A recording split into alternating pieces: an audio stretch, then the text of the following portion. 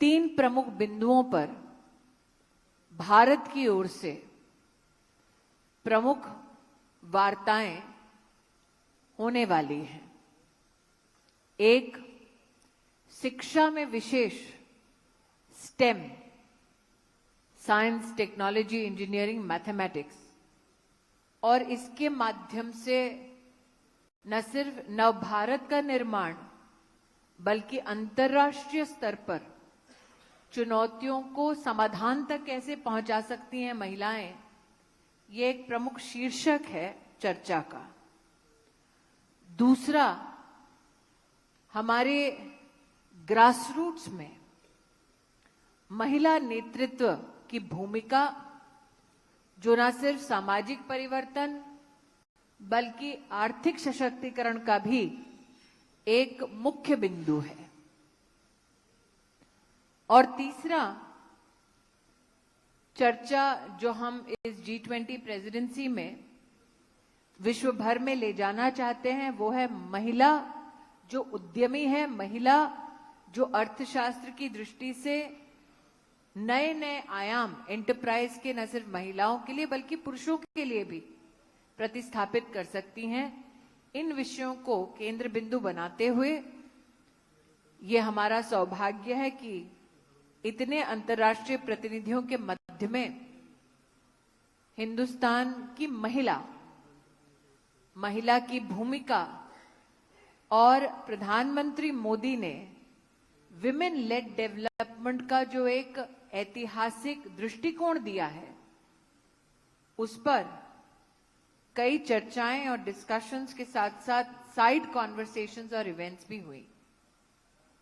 मैं इससे पहले कि संगीता जी को आमंत्रित करूं, नॉन ट्रेडिशनल वर्कफोर्स, एक तरफ कारीगर और दूसरी तरफ आर्टिफिशियल इंटेलिजेंस की दुनिया में नई इकोनॉमिक कैपेसिटी में महिला कैसे उभर के आएगी, उस पर चर्चा, और फ्यूचर ऑफ स्किल्स, महिलाओं को केंद्र बिंदु बनाते हुए ऐसे मुद्दों पर चर्चा आज पहले दिवस पर फलीभूत हुई हैं।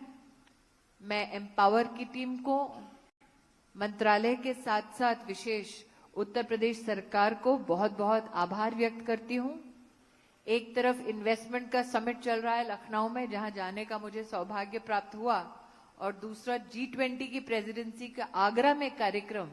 तो 2 इंटरनेशनल इवेंट्स हो रहे हैं आज उत्तर प्रदेश में, और इन दोनों इंटरनेशनल इवेंट्स को बहुत ही बखूबी व्यवस्था की दृष्टि से और चर्चा की दृष्टि से आपने इसका आयोजन किया। उसके लिए हमारी मंत्री श्री यहाँ उपस्थित हैं, इनके माध्यम से हम मुख्यमंत्री श्री को भी आभार व्यक्त करते हैं। So ladies and gentlemen, as I have enunciated today, the first day of dialogues under the aegis of the G20, we have had participation from 13 countries, namely Australia, France, Germany, Indonesia, Italy, Japan, Mexico, Saudi Arabia, European Union, the United States of America, and the United Kingdom. 7 guest countries have participated, namely Bangladesh, Oman, Singapore, Spain, Netherlands, Turkey. We also have had participation of 7 international organizations, the ADB, the ILO, the IMF, the International Solar Alliance, UN Women, WHO, World Bank, with 145 participants and 80 participants in the side events. I must here highlight that the side event cannot be reduced in stature because they discuss the future of skills for women, while we talk about the traditional craft sets that women have imbibed through a legacy. We have also had discussions on non-traditional workforce capacities, particularly dedicated to the field of artificial intelligence, and also spoken of capacities of women that can be built in the area of STEM. Today in this August gathering, we are also joined by the W20 chairperson, who also reflects the resolve of civil society and engagement with the G20 presidency on the same.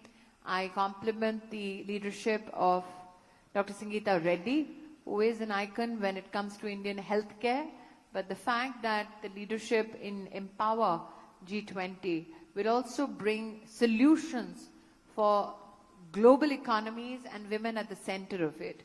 This has been designated, this has been designed around the Prime Minister's resolve for women-led development, which has found wide appreciation.